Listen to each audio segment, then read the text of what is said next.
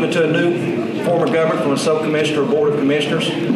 We have 4 districts plus a chairman who is elected at large. And you've been able to listen to the candidates of the 4 districts all day today. They've all been here. And I hope this has been a good event for you all to get to know these candidates, because most of these men have never run for office before, so we want to provide them an opportunity and a forum to be heard and you all to meet them. So hopefully this helps, because this is an important milestone for Walker County. So now we're talking about the chairman. The chairman will be elected at large by every district. So this is important to everyone. So please be sure and listen to your candidates and their answers to these questions, because this is an important decision to be making for Walker County. They're going to make their opening 2-minute statements, and we'll start with Mr. Harris. Well, I just want to thank the Transparency Coalition. They've done such a great job, and it's in such a tough situation still to have this great of a turnout. And all the candidates, it really is impressive that they've been able to do this. And I just want to take a second to just say how impressed I've been with the candidates of the districts. Really great people, and it makes me proud to know that, I live in Walker County. I'm proud to be from Walker County, and I'm proud to have any of you guys represent me. So I really appreciate that. If we can give them a round of applause.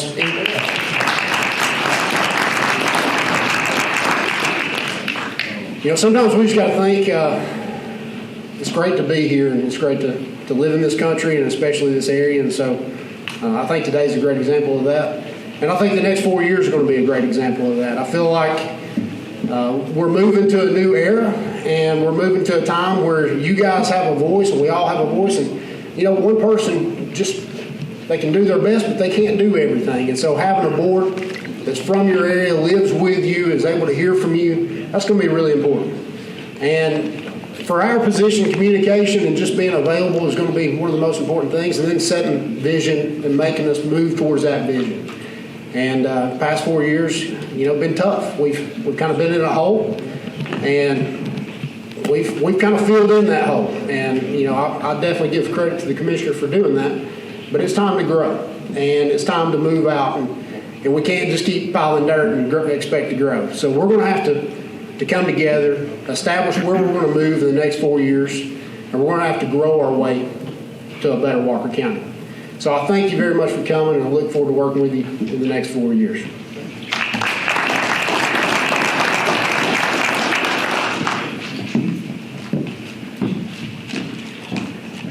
This is a great crowd. I'm glad y'all came out today. I'm Perry Lamb, running for chairman. I got politically involved about 6 years ago when it was time for this county to move beyond what we had, the sole commissioner. I ran 4 years ago, 3.5 years ago for commissioner. Did not win the seat, but now it is time for us to have a board. I spoke about it, and now we have it. I am very excited at the people I've heard today. We've got some great people. And I was taking notes while I was listening to them. And everyone spoke a lot of the same: accountability, integrity, vision, communication, engagement, and efficiency. These are the cornerstones of what real government needs. We need our leaders to listen to us. Accountability. We need our officials to be accountable. I have put out sensible solutions. They are programs. They're policies. They're things that have been tried throughout this country. They work. They hold our government accountable. I didn't pull these out of thin air. I've listened to the people of this county for the past 5 years. I've listened that y'all wanted integrity. I've put up policies for ethics ordinances, data and records ordinances. Communication, we have Speak Up Walker. Yearly surveys. We have Walker Performs, which saves taxpayers money. That's what y'all want. Y'all want us to be efficient. I will manage the county, and I will work with this board. I will communicate. Thank you.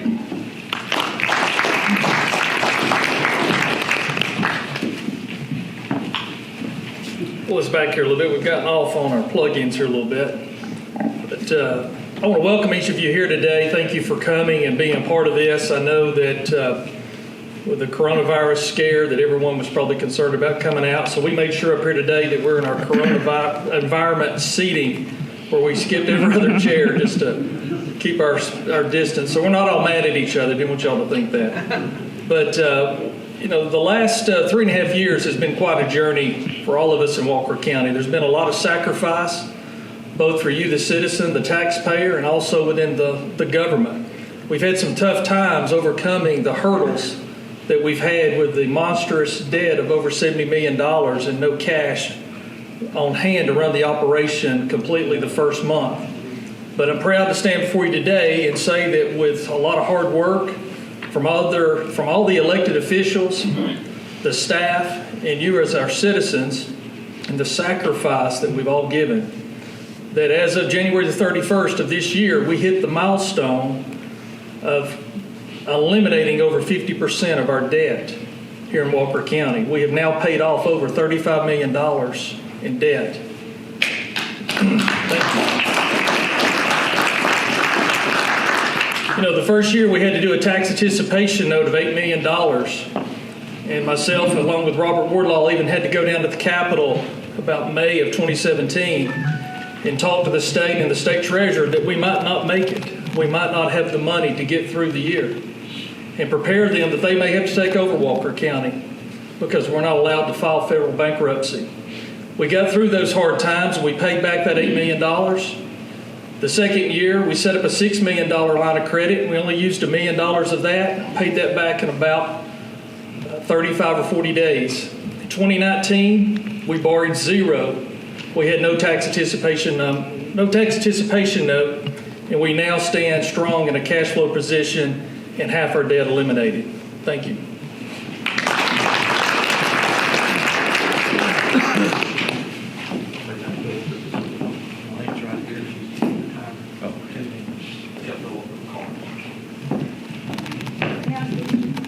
I was just letting them know during the time. Their eyes on me. We're going to turn the questions over to our board. We're going to be doing this for about a half an hour or so, and then we'll take questions from the floor. Have at it, gentlemen. As a county chairman, being in a leadership position, what are some of the leadership principles that you believe would make you a positive leader for our county?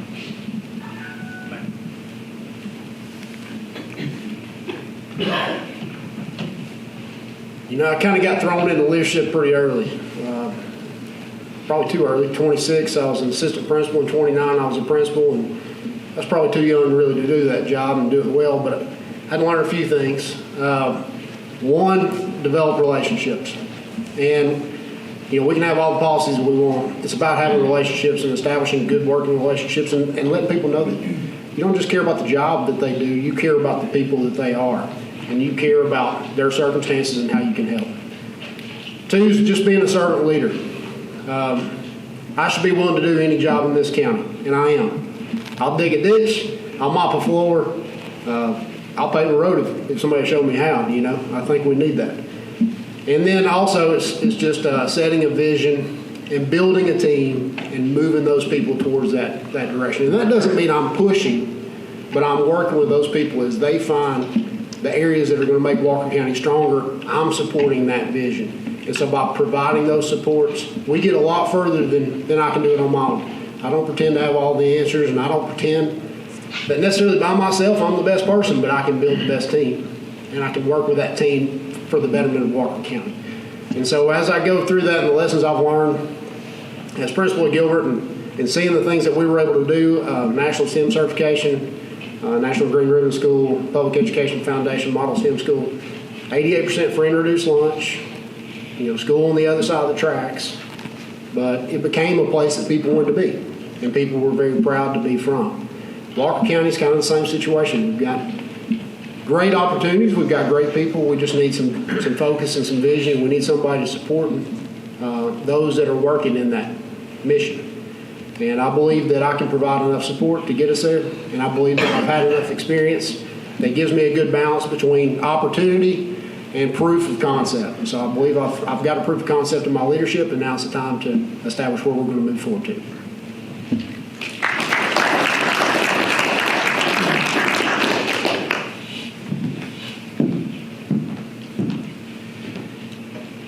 be a good leader, you need to be able to lead by example. I started many years ago at the city of Tampa, where I used to live, and I did the jobs that y'all are asking our chairman to do: to build roads, stormwater, make sure the grass stays cut. I've also been able to look at where leadership failed. Leadership failed because employees, when I was in management, I didn't have the tools to be a better manager than I could have been. I've watched employees not be better employees because they didn't have the tools that they needed to be efficient in their job. As a leader, you need to be able to help the people not below you, but your partners in the job you're trying to do. You need to give them the tools to become great leaders. With this new Board of Commissioners, I will give all the commissioners the tools to make sure they are great leaders. My solutions, that's all they are. They're tools, but they're tools that have been tried throughout this country. These are things that work. You know, this is not guesses.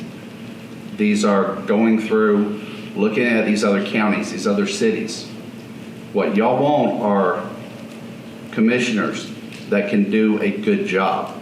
I want commissioners that will do a great job. And what I will do is lead them. And in the process, they will help lead me, which will help me become better at my job. Thank you.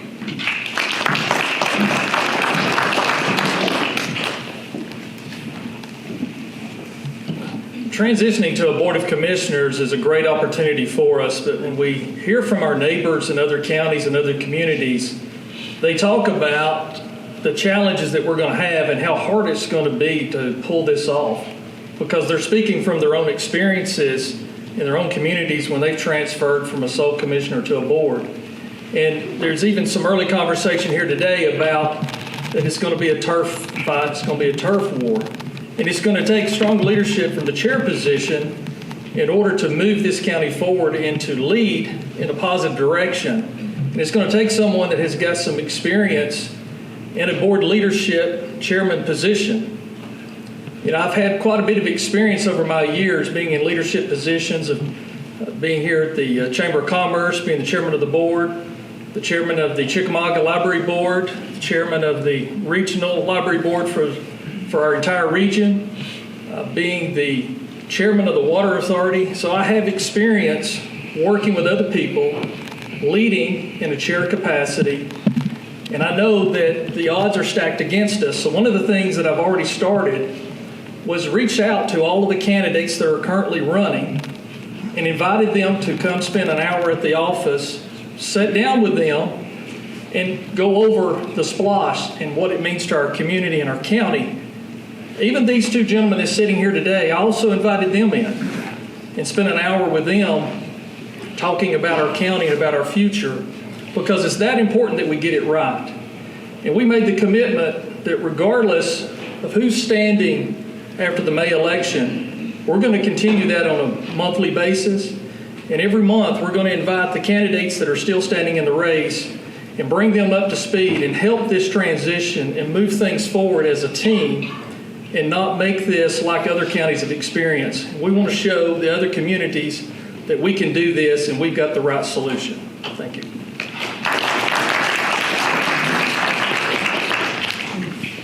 There's been talk today about bringing in new businesses and that. Do you feel it is right to give new businesses coming into Walker County tax breaks and other privileges while existing businesses continue to pay the fees and the taxes that have been levied against them?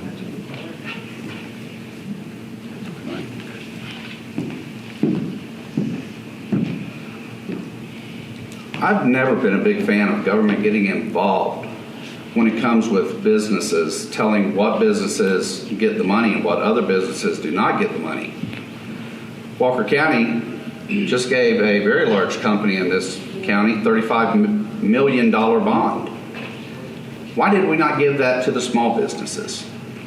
What we need to do, and what I am working on, I wish I could put it out there, but I don't want to give anything to the people that is not in stone, that can work. But there are programs throughout this country that can incentivize small businesses, make small businesses thrive in a community like ours. There are certain industries where we will not get in this county. Unfortunately, we do not have the infrastructure. We're not close enough to interstates to make that happen. But we can help the small business. We can create an environment that helps them grow. That is government's job. Government's job is not to tell anybody who succeeds and who fails. This Board of Commissioners, and I've heard many of them speak of it today, they realize the importance of small business. They realize the importance of giving them the opportunity to succeed. As chairman, I'm going to work with these gentlemen. That is what our job is, to help the small business owner in this county and to show other businesses from outside the county we are inviting and we want you here.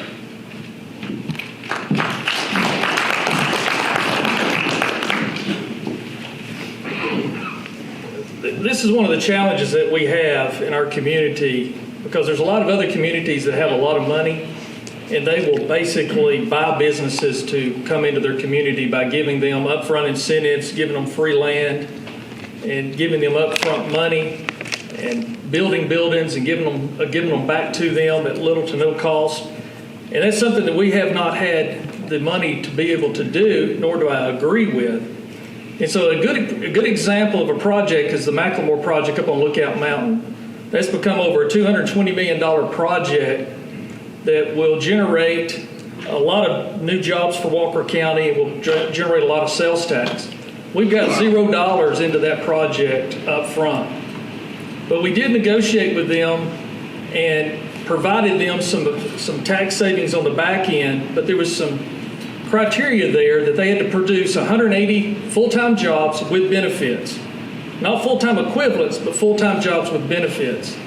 And just the sales tax and the hotel motel tax and the alcohol tax that's going to come in from that project is going to more than offset. Plus, we also negotiated that they will continue to pay the same tax rates that they're paying today. And so there are ways to be creative and give companies incentive on the back end, more of a proof of performance, but we're not in any position to give companies money on the front end or give them free things, because we don't have that ability financially to do it. And sometimes it can become quite toxic to do that, because then you're really picking the winners and the losers in your community, and it's just not good business practice. And also, too, our school systems. A lot of these industries come in, the first thing they want to know is about your school system, and then they want you to abate those taxes. And we've taken a position that that's not positive either. That's not a good thing to do. And so anytime we talk to companies that even with looking at some back-end savings, we always try to protect our schools and not give those abatements on the back end for our schools.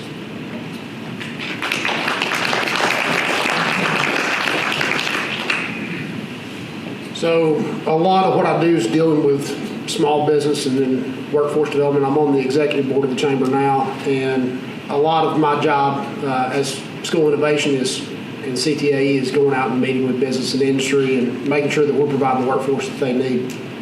The Walker Launch program and several other programs that we're doing. And so you kind of learn the needs of business and industry, especially those currently in the area.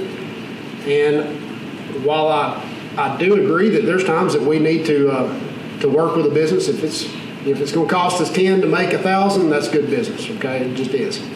I think there are so many opportunities that we're missing out on, businesses that are currently in our community, that we could just help a little bit and see, potential growth for positions and jobs and tax revenue coming back. And so when you look at, it's a lot easier to get Roper to add 200 more jobs than get 200 new jobs into the county.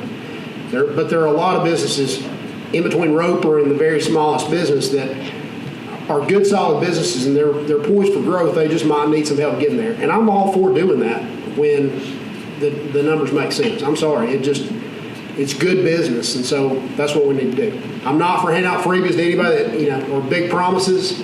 We're going to live within our means, and we're going to work, but it does often make sense to provide some tax abatement or provide some in-kind services that it's going to bring jobs and money back to the county. I think we need to be pro-business, and we really need to open Walker County for business. And right now, while we're doing some good things, we're not very business friendly. We're going to have to get a lot more business friendly in the next 4 years. Thank you.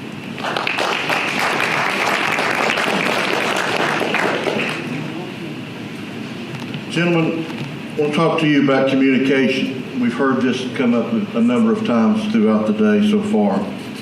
A lot of it has been accomplished in the past 4 years in our county. I don't think any of us can deny that, and we're all thankful for that.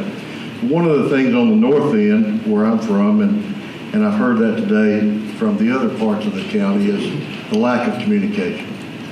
Not everyone wants to go to Lafayette to visit with our county leadership, and not all of them are able to. Many would like for you, if you're elected, to come to our neighborhoods on a regular basis. We would like to talk to you about codes enforcement, about job creation, about blight, about whatever the issue of the day is. We would like to see more communication. I think the county would appreciate that. And could you tell us today what your plan, or what you would tell us today that you would do to help us communicate better and keep an open line of communication open in regards to any issue that will come before you in the next 4 years?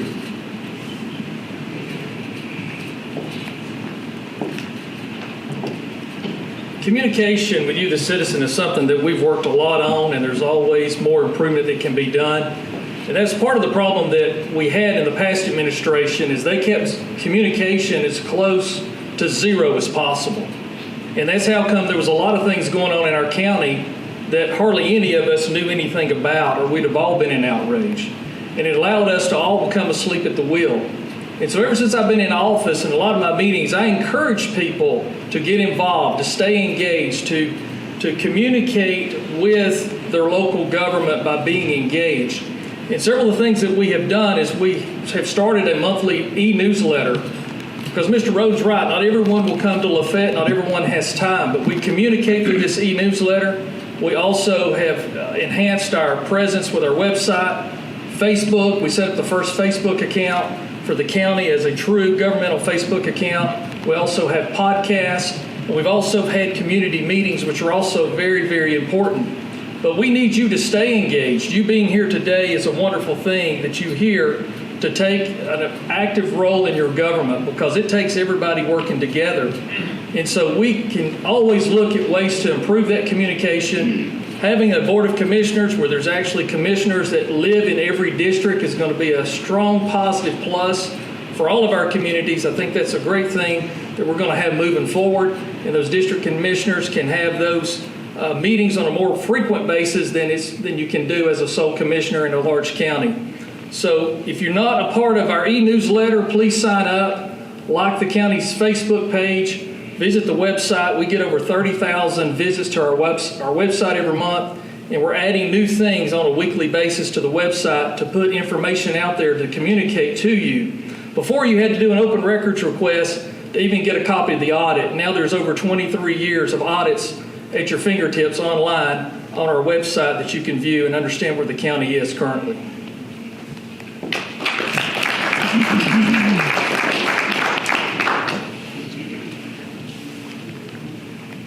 Yeah, we could spend an hour talking about communication. We really could in a county this large, and I'm from Lynn Lane on Wilson Road in Rossville. I live in Lafayette. I'm all over this county, and a lot of it is I'm just available. I'm around. I'm happy to talk to you. I'm happy to come out and see you. I'm going to be at the same events. My son's in school here. My daughter, she's at Georgia Tech. She'll be home pretty soon with all this going on. But I think one of the best ways that we communicate is by communicating. We've got some amazing elected officials in this county. And we're blessed to have them and communicating with those folks, communicating with our department heads, and building relationships with our employees so that I know of problems before it has to be communicated by you. I should have, be out there and be available and know about these things so that you don't have to bring it to me. And that's working as a team and developing good relationships with those cities and other municipalities that we deal with. I think that can go a long way to solving, the communication problem that we do have in the county is just great relationships across the board with those other people that are involved in the day-to-day organization. Damon Raines, he's a big mentor of mine with the school system, and we've worked together. And so I think we'll have great relationships between the school system and the county just inherently. But I've worked a lot with Rossville in the DDA and some other groups. I worked with the Chamber of Commerce, of course, and worked a ton with the City of Lafayette. So I feel like I've got good relationships. I want to keep building those and get to know those folks. But, I don't care where I'm at, if I'm at a grocery store, or if I'm at a restaurant. If you want to talk to me, that's, I signed up for this. So if you need to talk to me, talk to me. And if you got a problem, you let me know it, and I'll try to fix it. And I do think working with the five-man board is going to be a blessing because you're going to have somebody closer that you're more likely to see. But I'm at just about anything in Walker County, so I'm happy to talk to you.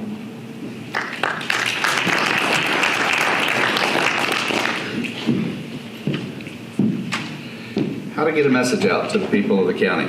How do we communicate as a board? There are so many different ways, if you step outside the box, that we can do.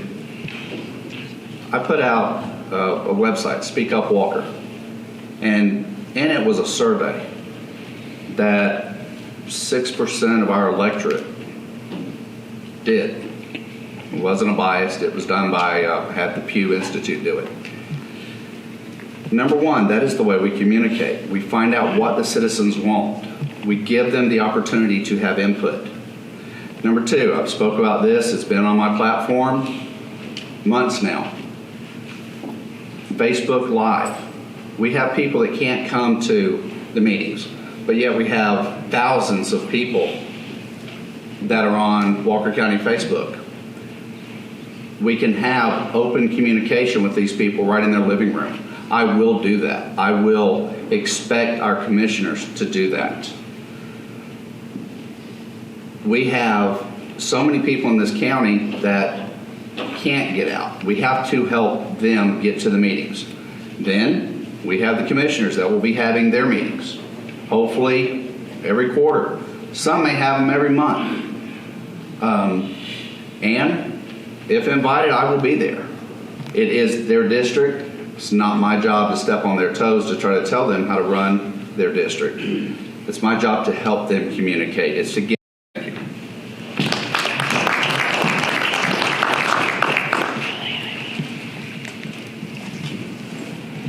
What do you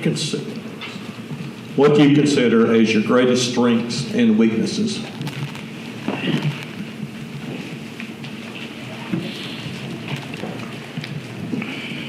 Greatest strengths, I think, my job's innovation. So I'm really good at looking at the pieces on the table, seeing how they fit together, and kind of finding a unique solution.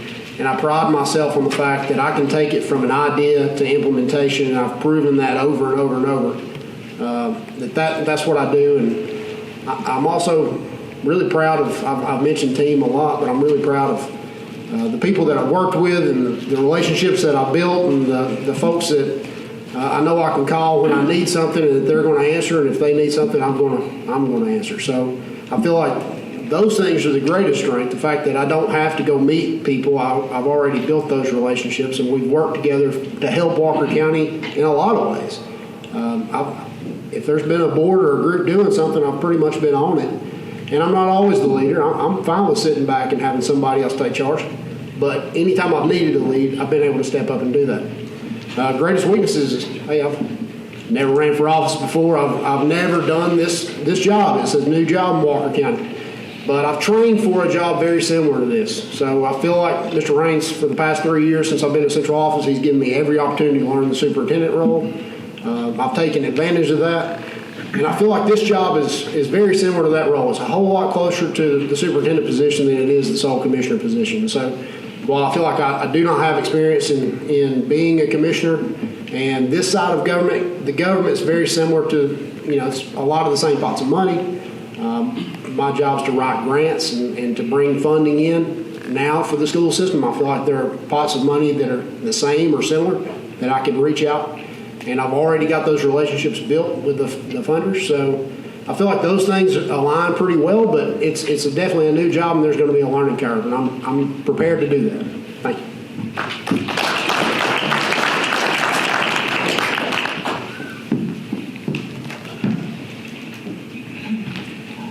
My greatest strength, I would say, is listening. Listening to the people of this county. What I've been doing for years. We've had issues in this county that people have not been able to talk about. Nobody's been there to listen to them. Now, I want to make sure that those people can have their voices truly heard through the district commissioners, that I hear them, and to help them hear all of you. My biggest weakness, I don't like government. I don't trust government. I don't trust the connections that seem to go along with everybody who ever gets elected into government. I want to see, and I hope, I've seen it today, and I want to see it in the future. I want to see these people running who are the farmers, like our founding fathers. They were just men that worked with pitchforks and shoot horses and grew gardens, but they became our greatest leaders. That's what we have here. We've got a group of men who want to be our leaders. And as much as I hate government, that is the one thing about it that gives me hope, is that we've got leaders that want to step up and prove me wrong and change my weakness of not trusting. Thank you.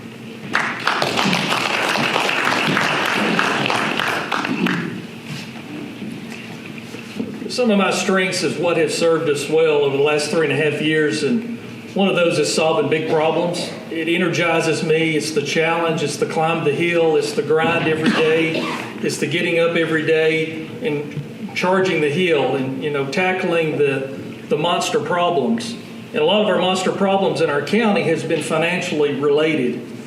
The way God has wired me to be able to analyze numbers and to understand the accounting process, to fully understand the governmental accounting process and fundamentals, which is totally different than business accounting. It's a different set of books. And so God has made me where I can take those numbers and analyze those things and balance budgets and pull things out of the numbers that a lot of people in the room sitting there looking at the same document don't see. And that's a strength that God's given me that has served me well over these last few years to guide us through this financial crisis that we've been in. We all have weaknesses, and this is a question that I always like to ask when I'm interviewing people, is what their greatest weaknesses are. I'd have to say my number one weaknesses is I love Coca-Colas, and I drink a lot of them.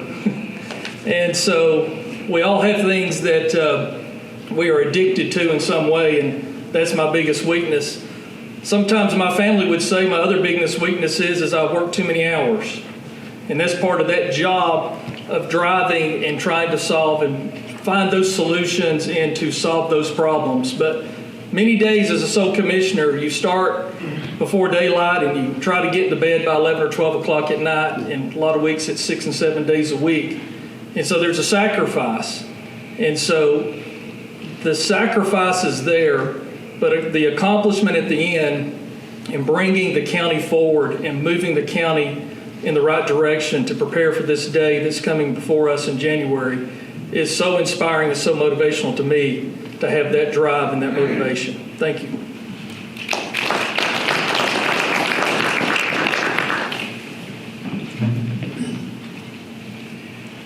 As we move forward with this four-man commission, and you now will have men that will help you to be your eyes and ears in the county, from the north end to the south end to the east to the west, what do you envision, or what do you want to envision, and what will Walker County look like in 4 years from now?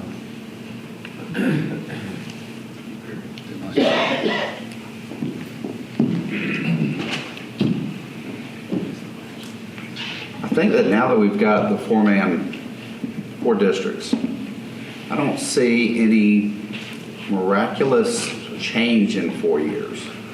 What I see in the next 4 years is an awakening of the people's spirit in this county. People having pride again in their county, knowing that they can trust their government, that their elected officials will have integrity, that they can go to them with a problem and that problem will be addressed.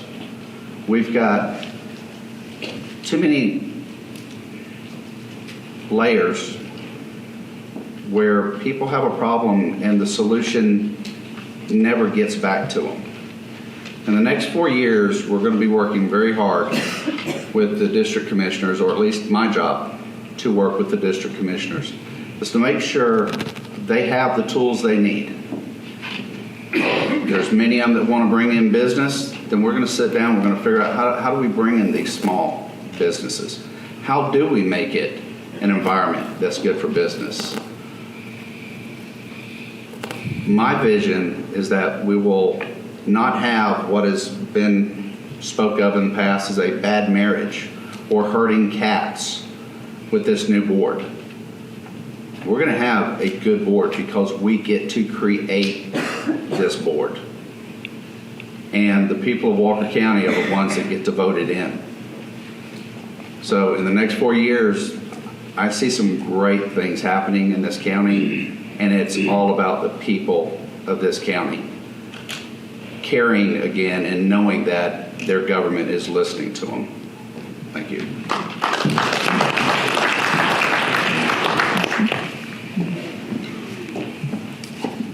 If we can get a board in place and get the community support, one of the greatest goals that we could accomplish over the next 4 years is to get Walker County completely 100% out of debt. And by doing that, it will prepare us for so many things, and it will solve a lot of problems. One of those problems that we still have today is that our defined pension fund for some of our employees that are on the older defined pension fund is still partially underfunded, and that's part of the debt that we still have remaining. And we owe it to those employees to fully fund that pension fund and take care of that.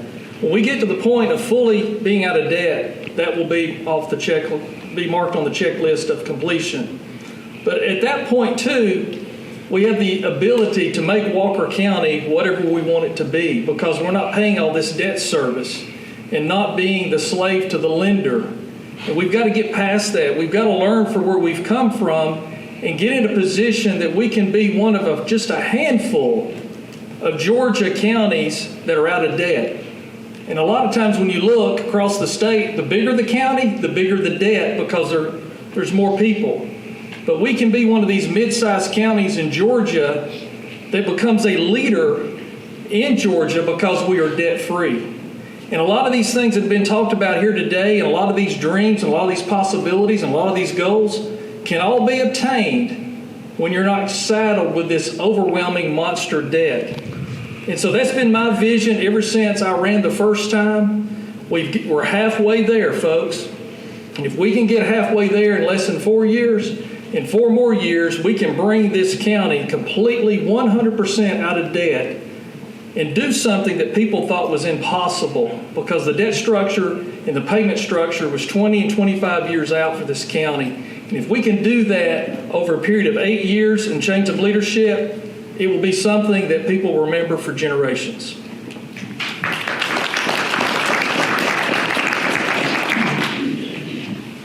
So, we paid a lot of taxes, and the debt's in control, and it's kind of on cruise control right now. About $6 million comes off each year, and so that's being managed, but 100% out of debt. We can't start economic development and moving towards prosperity when we get out of debt. We can't, save our way into prosperity. So we've got about 4 years to really get on the ball, and we've got the rural tax credit, and we've got the opportunity zone tax credit in Rossville. We need to go all in the next 4 years to provide some economic development to the north end, so that we're not always carrying that area as a negative. It needs to become a positive, and we've got to work with the city officials in Rossville, and we've got to work with all the other city officials so that they understand we've got to go all in on economic development. I could have waited 4 years to run. I could have. There's nothing pressing except we've got the right team in place. We've got the right people. We've got the right tax credits. We've got the right opportunities that we can go right now, and those are not going to be here in 4 years. So I'd love to wait 4 years. I'd love to be 100% out of debt before we do, but that's not realistic, and that's not realistic in government. There's a reason why most counties are not completely out of debt. There's always going to be some debt on the books. That's not saying where we were at was right, and our goal should be to get out of debt, but we can't not do things waiting to get out of debt, because we're going to see our economic circumstances continue to decline. It's going to be harder and harder to get out of debt, because we've had the hottest economy in my lifetime the past 4 years. Now we're seeing a little bit of a slowdown with this pandemic. We've not seen any growth in those 4 years. We've seen decline. We're the only county in the region not projected to have growth in the next 5 years. We can't go 10 years without growth. We knew the circumstances that we were in, and they're tough, but we're ready to move forward, and we've got to move forward right now. This new board and the people that are in place that are willing to work with the county and all of our cities, they're great people. It's time to move, and it's time to grow. Thank you.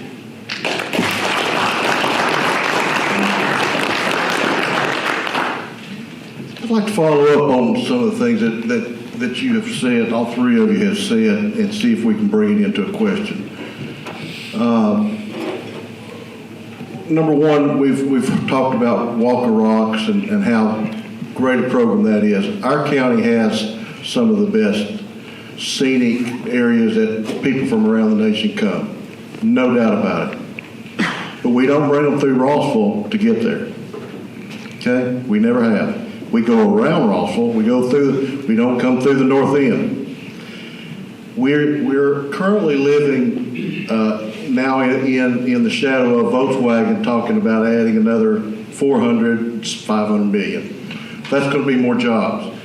We have an industrial park that's maybe a quarter full. I don't even know if it's that much full. We spent a lot of money as a county for that, the facility. And then I hear people that I know in Chattanooga that say we would love to come in to your area. Rossville, the north end of the county, is the closest to I-24, I-75. We're on the rail lines. We have water. We have fiber optics.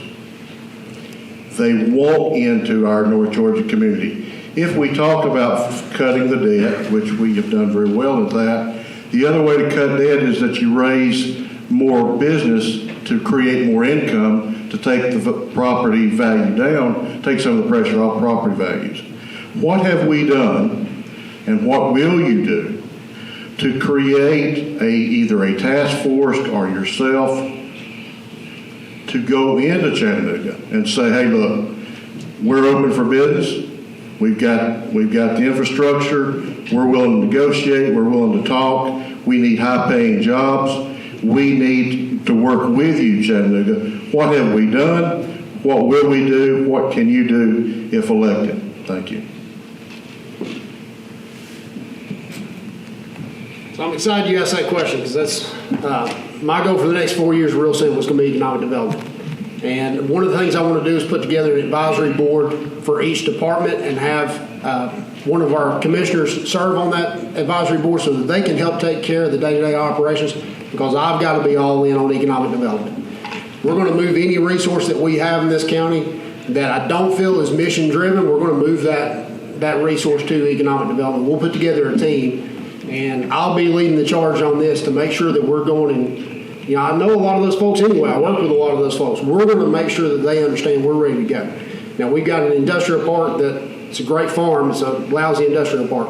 And it's not on SPOS, so that we're not going to make improvements to it and make it pad ready. So Rossville is a great location because it's flatter and we could do some redevelopment easier than we could do the dirt work necessary to get that industrial park ready to go.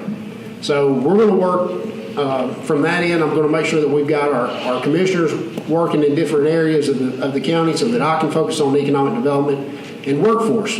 Workforce is an area that we've not talked about, but my job again is to write grants and bring money in, and we've got multiple revenue streams that we need to tap into that we're not currently doing. But a lot of that money is geared towards not just infrastructure, but economic and workforce development. And so we've got to go bring workforce development money in and work with our state and state legislators and our Congress to make sure that we get our fair share. And then we've got to go, attack that plan. We've got to develop a plan and then attack it. I think I was almost too excited about this question because I've stumbled over my words, but I'm really passionate in this area, and this is an area I really do feel like I can contribute directly, like with my experience and expertise. So Rossville, the north end, but also we look at the Barwick plant in Lafayette. We look at the Crystal Springs area in Chickamauga. There's great opportunities for economic development all across our county, and we've got to tap into those.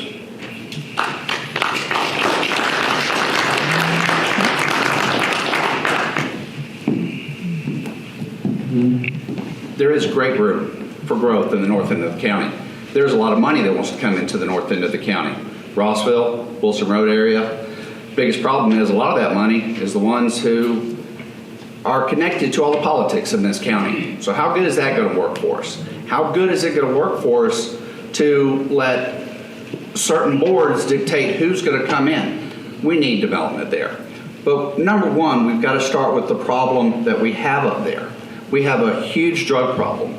We have properties up there that are falling apart. We have slumlords up there that are renting to people that have no choice but to rent from. We have a codes department that we have increased the budget from $170,000 to $740,000 in 3 years. And has it got us anything, David? We still have issues at the north end of the county. We are crushing, stepping on people's constitutional rights with our codes departments. People are turning away and ignoring what needs to be done because they're so mad at the way things have been done in the past few years. We do have opportunity at the north end. That's where it's going to start. I've talked to builders who have given me advice. I haven't taken money from them because I won't do that. I don't want money from someone who's going to come into the county because, hey, I'll make sure you get a good hand here. But we've got to work on the problems at the north end of the county. We've got to give Sheriff Wilson the tools he needs to get rid of the drugs, to clean up that area, and then we can start developing that, bringing in residentials. They did it at North Chattanooga. They had a great vision, which took years. But we can have a vision like that. We can change the north end of the county like they did in North Chattanooga. Thank you.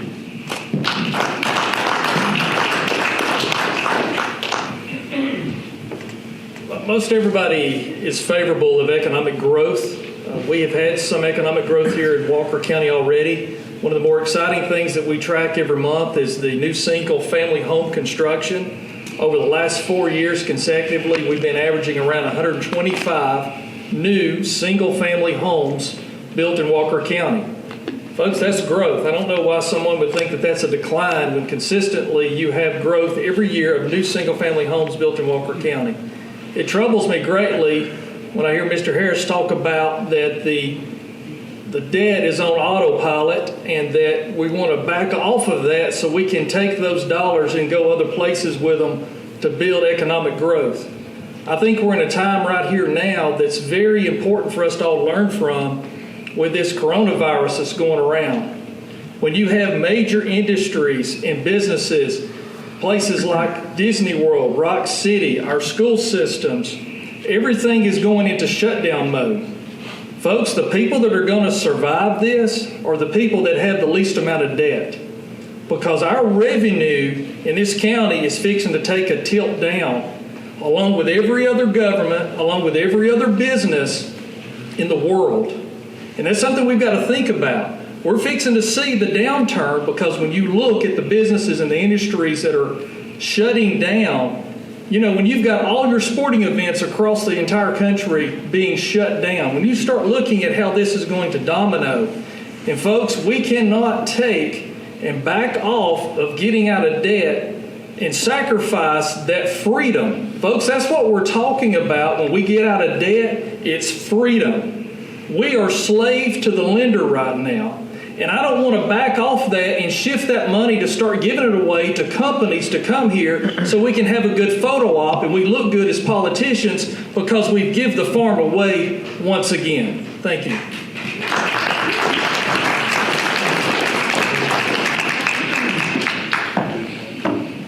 Okay, that's from the panel. Now we're going to take questions from the floor, and I see several hands popped up. Okay, Mr. Pope. My question is to all three of you, and it concerns the Walker County Development Authority.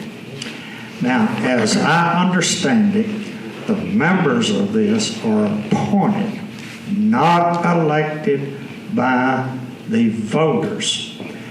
Now, one thing that adds to that, when the voters of Walker County buys county money, county property, they think it's county property, but yet the ownership goes into the authority, and the voters have no direct control over that. It's at what the authority wants to do.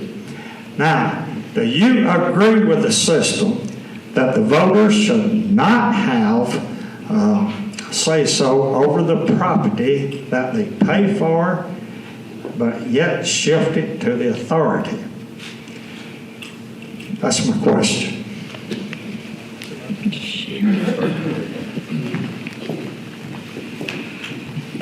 Okay, the Walker County Development Authority has one appointee from the city of Chickamauga, one from the city of Lafayette, and also from the city of Rossville, and also the county government, and then 2 members are chosen at large.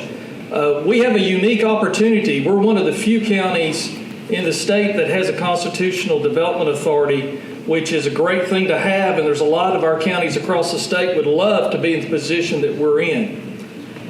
When you have a development authority, it also is open to the public. We have public meetings. They're advertised, the information's public. But it is a way to bring development and growth in the community. Now, we did see the last administration that manipulated that system and abused that system and took and leveraged this facility that we're in here today in our Ag Center and Mountain Cove Farms and our 2 industrial parks and leveraged that for debt and increased the millage rate by 1 mil because the Development Authority, a constitutional development authority, can raise taxes on your property by 1 mil. And that's in place now. It was put in place by the previous administration. And so some people, they don't like that, and I understand that. But I think when you get educated and you get involved and understand how the Development Authority can be utilized as a tool in a positive way, you see what advantage we have in our community by having a constitutional development authority. But it's like any other board, folks. They can be good or they can be bad. And unfortunately, in the prior administration, they did some misbehaviors, and they took and leveraged county assets and put debt against them. And so that doesn't go good for the people. But it's a great system, and we're very privileged. When you look into this, we're very privileged to have this in Walker County. It's a real asset to us.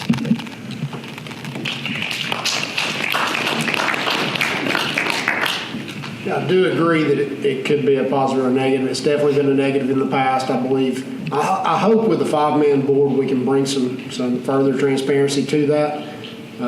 But it is an economic asset that we're going to need to leverage. And so where I do think, kind of disagree with some of the things the Development Authority's done, I do think we need to unload some of the properties. We've got properties that are not bringing in tax revenue. We need to take them off the tax roll.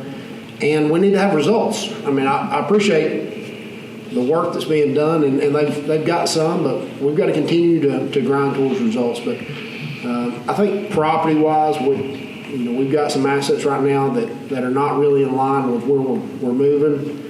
And but overall, as long as we can find a way to bring transparency through this 5-man board to the Development Authority, I think it'll continue to be a positive thing in the future, while I do understand it's been a negative in the past.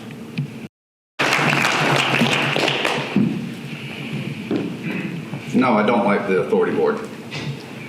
There's some reasons behind it.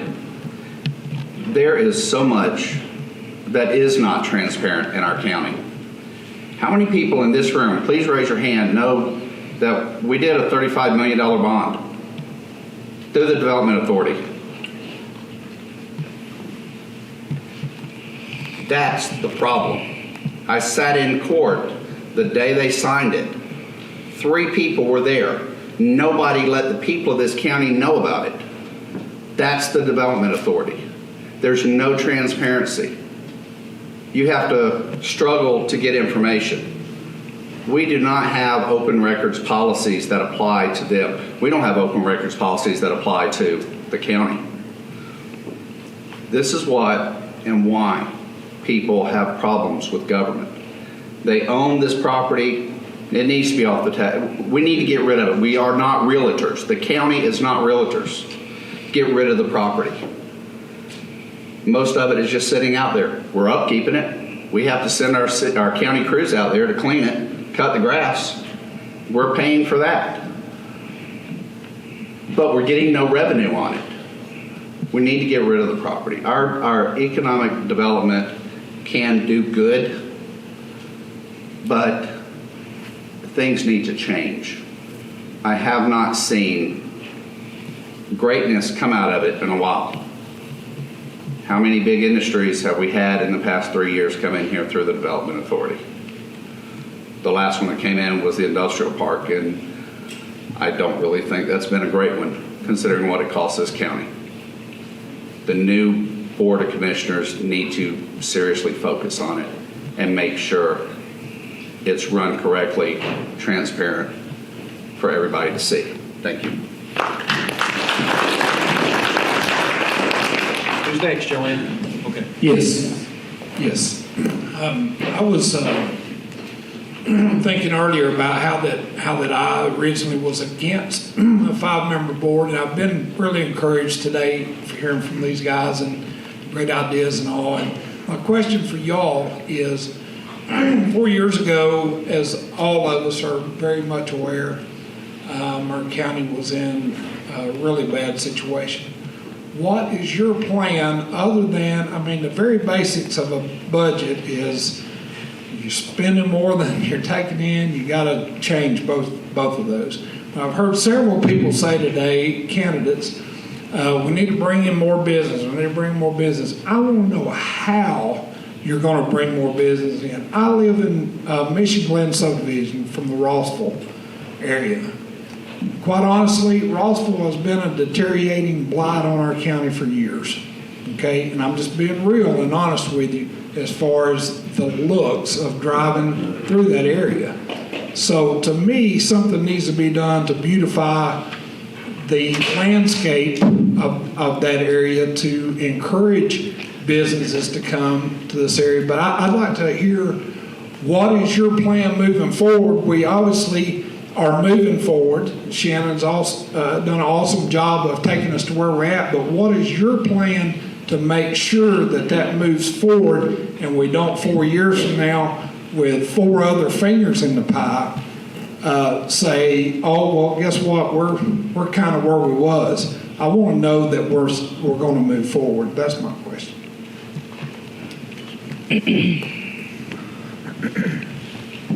So I'm on the Georgia Initiative for Community Housing team for Rossville and Lafayette. And a lot of that, we'd go into details, but really it's about improving housing stock, but it also qualifies you for some different grants. It gives you 20 points actually on some grant applications, which would help us with block grant revitalizing specific targeted areas.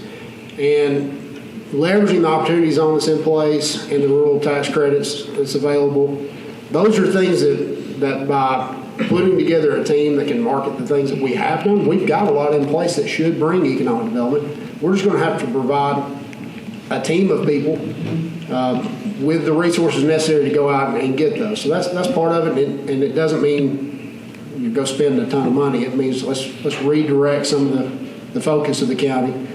And the Georgia Initiative for Community Housing is just one good example. There are a lot of funds out there, and again, that's areas that I focus on. But without workforce and without good housing stock, you're not going to bring industry in.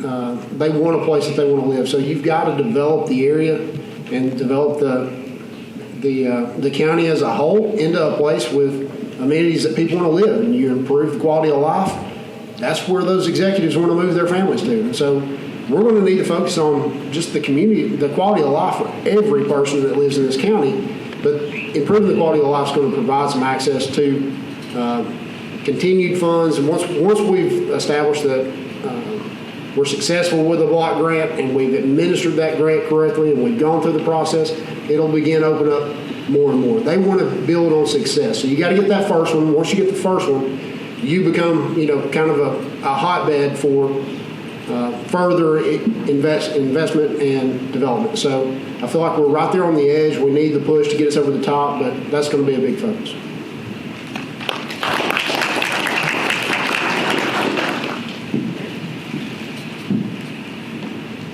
I have to agree with Mr. Harris. It is housing. That's what we've got to do. We've got to improve the housing. We've got to make people want to live here. Then we can start working on the small businesses. Industry is tough. They've got to, any industry will come in and look at the area and decide what's the education level, what's the housing look like, what's the schools. It is a very grassroots thing that we've got to work on. But to do that, it's going to take a community. It's going to take a community that has pride in where they live. It's going to take developers that do not have their hands in the pockets of the politicians that you elect. Very careful. Pay attention. We've had that happen in the past. It cannot happen in the future moving forward.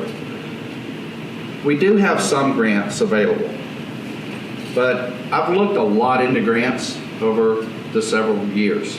There's been a steady decline. The governor just cut a huge portion out of the budget. The first thing to go is grants. We have to be careful asking our higher up government to fix our lower local government. Government has a bad history, or they have a good history of screwing up anything. I'm not looking for government to fix our government. I'm looking for hard work with us, with the board, communication, talking with builders, looking at the properties that we own, and maybe bringing in a bunch of incubator businesses where we do have property. Bringing in small places and saying, look, we've got a building, it's doing us no good. If you can bring in 10 or 15 jobs, we've got to start at the bottom. We're not going to get 1,000 jobs in here overnight.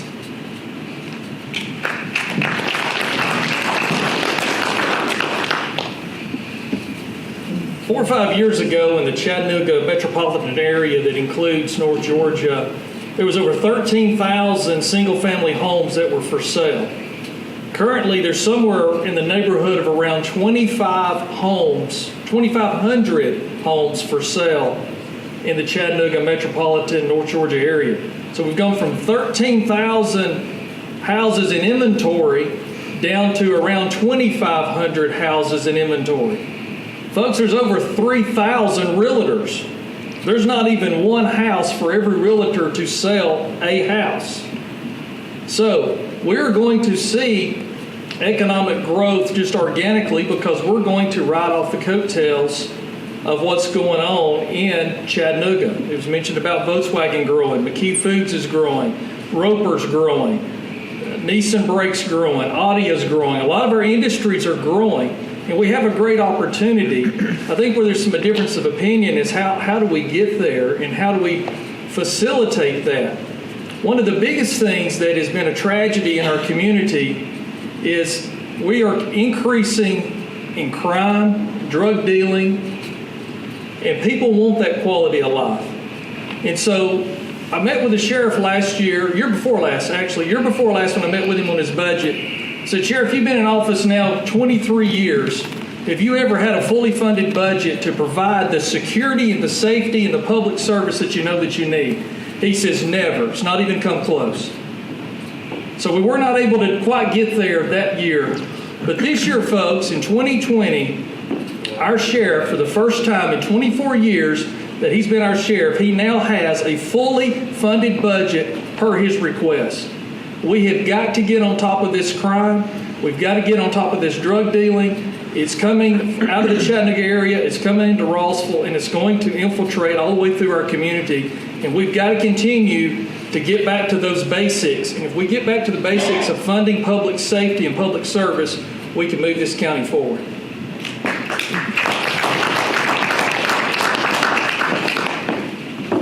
I tell you, we could continue this for another 2 or 3 hours. I wish that we could, but we're already way over. So at this point, we're going to let our candidates make their closing statements.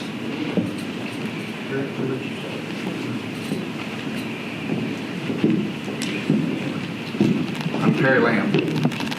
I'm running for chairman. And you want to know what I stand on and what I propose is look at my sensible solutions. There are ways to save taxpayers money. It's efficiency. It's transparency. It's open government. It's holding us accountable. That's what the people of this county have wanted. It's an open checkbook where you know how much money we spend every month. You don't have to go digging through files. You don't have to file for your reports, and you don't have to get told, well, it's going to cost you $50 or $100 or $300. It's open government. You've got 4 new people coming in. Do you want government as usual, or do you want government that is transparent? You are the ones that determine what we have in this next government. I'm going to close with this. I'm a very big fan of the Founding Fathers. Benjamin Franklin, when he left the first Constitutional Convention, was stopped by some citizens, and they said, "What kind of government did you create for us?" Ben Franklin looked at him and he said, "A free one, if you can keep it." There's some great words, great meaning in those few words. What kind of government do you want? Do you want what we've had? Do you want a government of buddy-buddy that come from every specific group, grooms themselves, or knows every political name around? Or do you want a government that is run by you? May 19th, vote for Perry Lamb.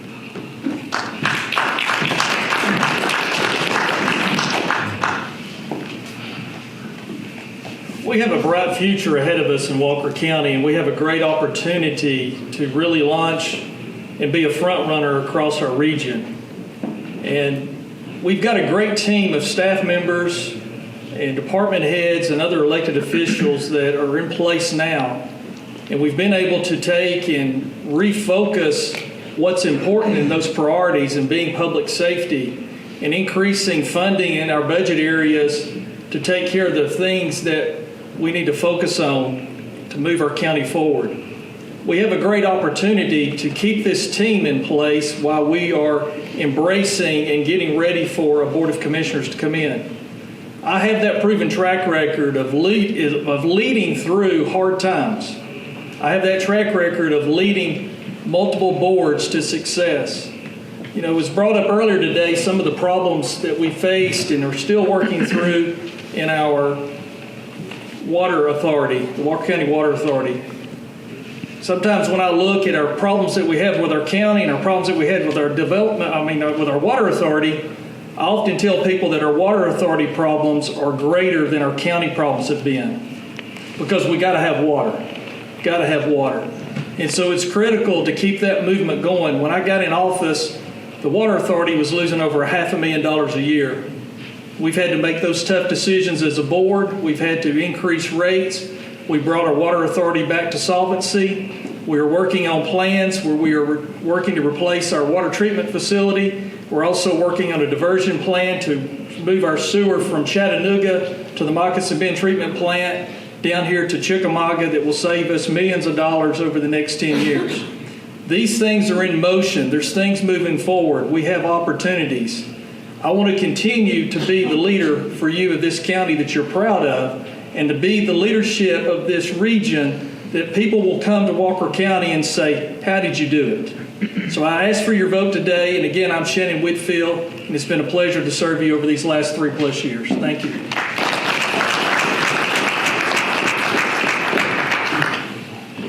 You know, I want your vote and I need your vote. And anything I've said up here so far today, I'm probably not going to convince you, right now, any other way. Go ask people about me. Go talk to your elected officials. Go talk to the county employees. Go talk to the school employees, and they can give you an idea of what it's like to work with me.